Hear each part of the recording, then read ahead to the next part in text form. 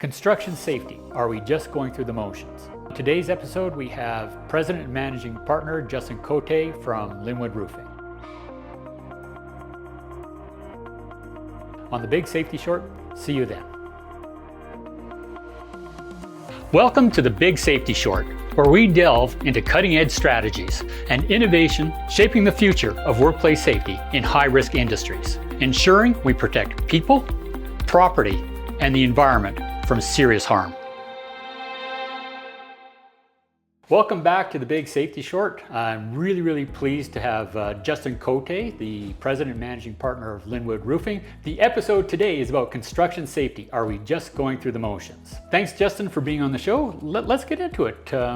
Tell me about your experience with safety as it applies to construction and certainly Lynwood Roofing. Sure. Well, I'll give you a little history. So Lynwood Roofing was actually started by my dad in 1981 here in Calgary, based out of Lynwood originally, and that's where the name came from.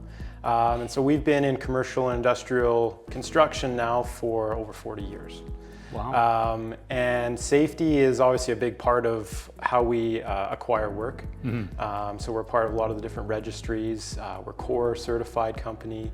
And we take safety to heart in our company for sure. So I guess you were just a wee guy beside your dad going through everything all the way from 1981? I was, yeah. And actually, believe it or not, my first job at the company was when safety guardrails became mandatory for roofers to use. And my job was to glue all the rubber pads to the clamps. That was my first job for the company when we had got our first set of guardrails. Yeah. So, so safety kind of found me, I think. And roofing, I mean, oh my God, for safety, didn't have that great of a reputation, did it? Certainly not. No, I mean, even today, I think it's better. We're no longer the worst in Alberta. Yeah. Which is, that's a point of pride for us in roofing. Nice. But still, definitely, just with the risks of working at heights, constantly, right, causes that extra level of risk for us. So, yeah.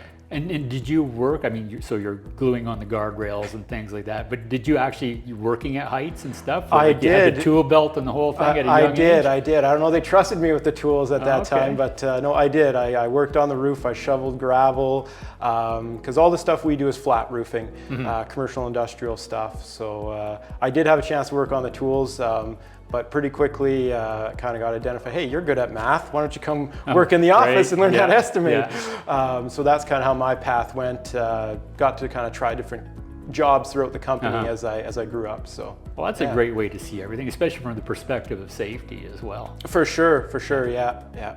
So now I don't know if it's the intent, but now you're the managing partner, president, you've taken over from your dad. I'm sure he's living the good life on a beach someplace. We took over, myself and a business partner, in 2014. Okay. And we've kind of developed it from there. The company's grown quite a bit. Mm-hmm. We have 55 employees, and then we started a solar company as well, which that takes us up to about 100 employees right now in the company.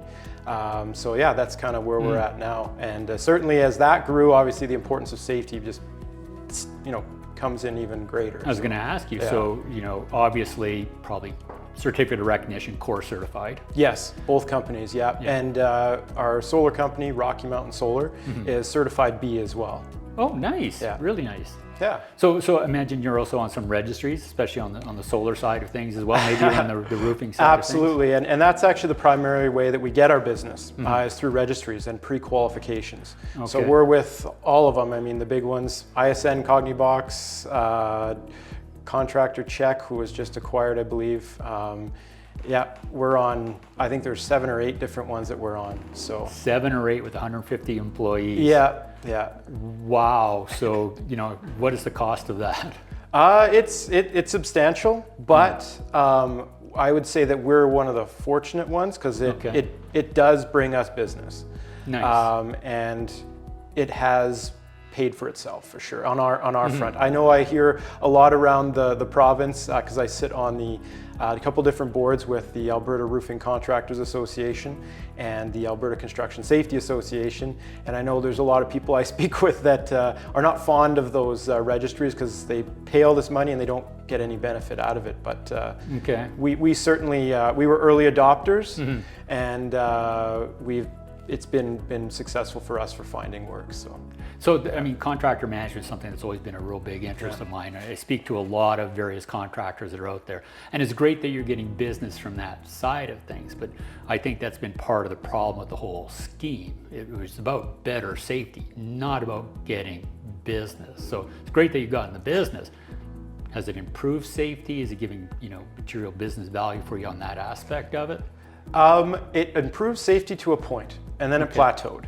And so that's kind of maybe the next part of our story right. as a company, where myself and my partner, we identified that, we have core, we have all these registries, but yet, there's no correlation to our safety performance with all these different registries and having core. We were still having incidents, we're still trying to figure out what's going on. So I would say no, they after a certain point, once you have a safety program in place, it matures to a certain level that I don't find that the current system actually prevents, injuries from occurring and things like that. So really reaches limitations of effectiveness. Yes. And probably outside of the registries as well. Some of our audit systems, the same thing. Absolutely, yeah. And we became very disillusioned with it. Especially what we found. We had an external audit done in 1 year, which is part of the core cycle. Right. And then an internal audit done, which identified some issues. Okay. And then we had an external audit the following year, and we scored much higher on the external audit. And all we had done was changed a couple check boxes and things on our forms. Yeah. And we scored higher, and it was kind of the point that made no difference in safety in our company, and yet we scored higher on our audits.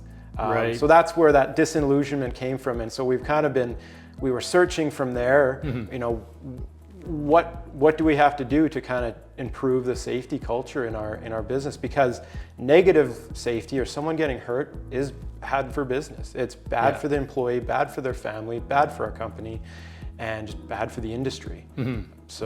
So no surprise, because I mean, you said you're a math guy, you understand the numbers and things, and I mean, I'm big on the statistics side of it. So we have all this safety stuff that we're doing here, especially in Alberta, because you're Alberta based, but we haven't seen our serious incident rates decrease at all.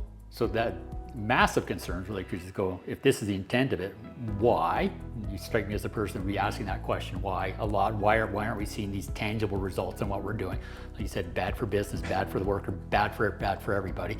But the other interesting side of that, though, is you brought up the term culture. So how is all that stuff doing? Like, you made a couple of changes with some wording. Is that culture?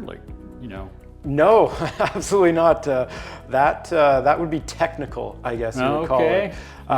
And it took us a while till we met in tactics. Was kind of the big aha moment for us. But it took us, working with, kind of the social science side of things to really look deeper into culture and what is causing these behaviors, right? What is it that we're doing at our company as ownership and management that is, pushing our workers to make the decisions that they're making, and putting themselves in risky positions that they don't necessarily need to, right? So certainly correcting the forms was a technical thing that didn't help. Right. And what we realized was that we spent a lot of our time focusing on those technical aspects. Right. Well, that would be whenever we have a incident report, the corrective actions that we find would be retrain, review the policy. Right. Were they aware? Very, very simple stuff. Provide more PPE, right? All these technical things that don't actually address the behaviors that led to that issue or that incident in the company, right? Right. So that's where Intactics kind of helped us with that aha moment. And I guess just add full disclosure is that Justin and Lynwood Roofing is a customer of Intactics, a client client of ours. So you've gone through the whole gamut with us. So it was sort of seeing you understood that we're not getting the results that we're looking for, and you were questioning, and so sort of going back, especially in your roles with ACSA and the Alberta Roofing Contractors Association. This wasn't something that was just unique to yourself either. No. I mean, at first, I thought, oh, are we just really bad at this as a company? Everyone else seems to have it figured out. And I eventually joined the board with ACSA, and I quickly learned that no, this is an industry-wide thing. And part of what I learned is that there's no data readily available to contractors. Okay. So I made a big push, and ACSA, I think, has done a really good job at moving to more of a data-driven decision making.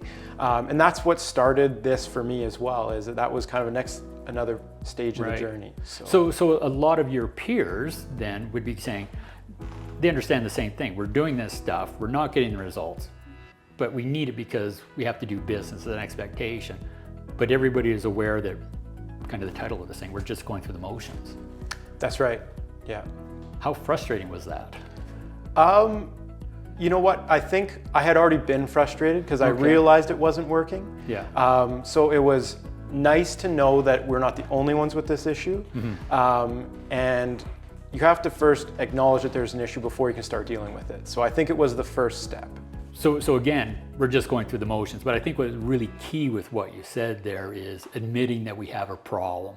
Kind of like AA, you can't move forward until you say, yes, there's something that's wrong here. So I think, yeah, that's a great place to wrap up this episode. If people want to talk to you more about this, Justin, how would they get hold of you?